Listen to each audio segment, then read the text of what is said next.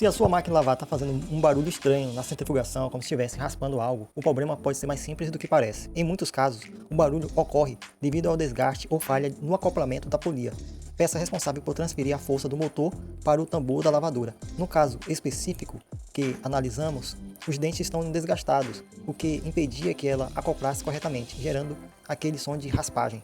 Quando a polia perde parte dos dentes, ela não consegue fazer o encaixe perfeito, resultando em falhas no movimento e ruídos incômodos durante a centrifugação.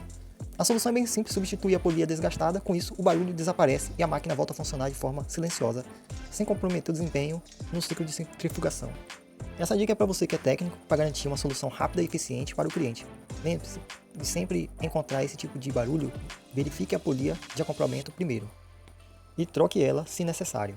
Gostou dessas dicas? Então se inscreva no canal para mais conteúdo como este.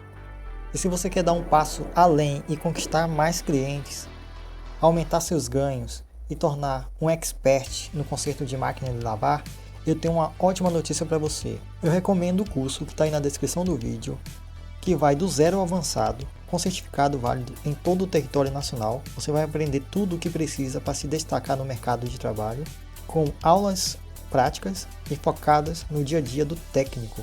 Aproveite o preço acessível e comece a mudar de vida hoje mesmo. O link está aí na descrição. Então, essa era a dica de hoje, pessoal. Até mais.